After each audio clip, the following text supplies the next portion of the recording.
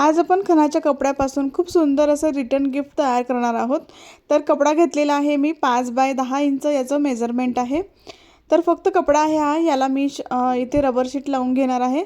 तर तुमच्याकडे shopping bag असेल ती तुम्ही इथे लावून घेऊ शकता। सगळ्या बाजूंनी मी ते शिवून घेतलेलं आहे कपड्याला रबर शीट लावून।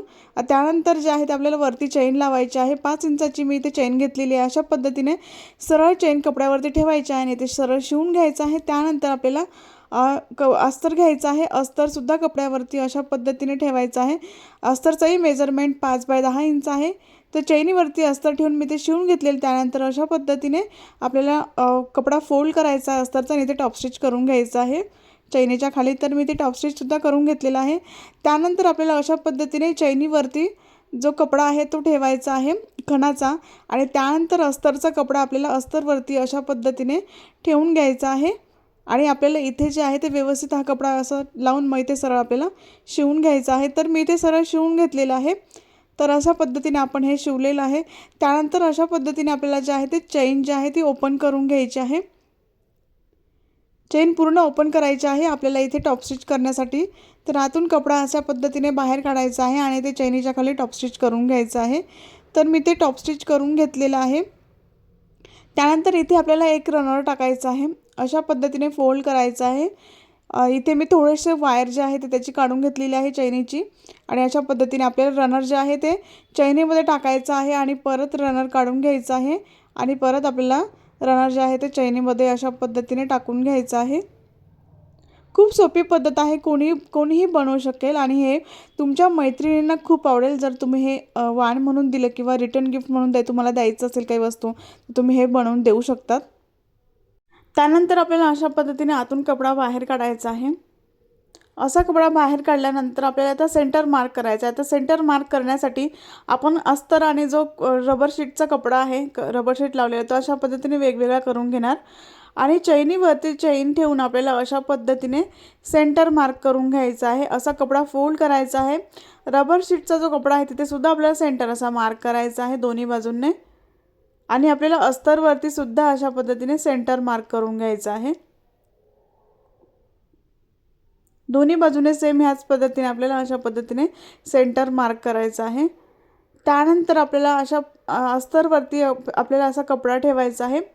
दोन्ही जे भाग आहेत ते अशा पद्धतीने ठेवायचा आहे फोल्ड करून आणि सेंटरवरती सेंटर आपल्याला आला पाहिजे। चैनीचा सेंटर आणि अस्तरचा सेंटर आणि रबर शीटचा सेंटर हे एकाच लाईनीत आले पाहिजे। अशा पद्धतीने आपल्याला हा कपडा जो आहे तो ठेवायचा आहे। आता आपण ज्या साइडने रनर टाकलेलं होतं त्या साइडने आपल्याला आता सरळ शिवून घ्यायचं आहे। ज्या साइडने रनर टाकलेला आहे त्याच साइडने आपल्याला सरळ शिवून घ्यायचं आहे। तर मी इथे सरळ शिवून घेतलेलं आहे। मी ह्या साइडने रनर टाकलेलं होतं तर त्या साइडने मी सरळ शिवून घेतलेलं आहे आणि त्यानंतर आपल्याला एक्स्ट्राची जी चेन आहे ती आपल्याला इथे कट करायची आहे। कपडासुद्धा एक्स्ट्राचाच असेल तो सुद्धा इथे कट करून घ्यायचा आहे आणि त्यानंतर आपल्याला इथे तर बेस तयार करायचा आहे। तर बेस तयार करण्यासाठी आपण इथे अर्धा बाय अर्धा इंचाचा छोटासा बॉक्स तयार करणार आहोत। हा बेस आपला तयार होणार आहे। या असा बेस बनवल्यानंतर बॅग जे आहे ते खूप छान अशी छोटीशी मिनी कॉइन पाउच आपण बनवणार आहोत। ते खूप छान असं तयार होतं। तर अशा पद्धतीने आपल्याला दोन्ही बाजूने अर्धा बाय अर्धा इंचाचा बॉक्स मी बनवून घेतलेला आहे। फक्त आपल्याला खालीच बनवायचा आहे बॉक्स, वरती बनवायचा नाही आहे। तर अर्धा बाय अर्धा इंचाचे हे दोन्ही बॉक्स आहेत आणि हे बॉक्स जे आहेत ते आपल्याला अशा पद्धतीने कट करून घ्यायचे आहेत।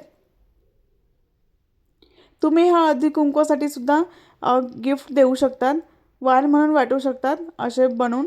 तर हे खूप कमी खर्चामध्ये तुमचं तयार होणार आहे। याला खूप कमी कपडा लागतो।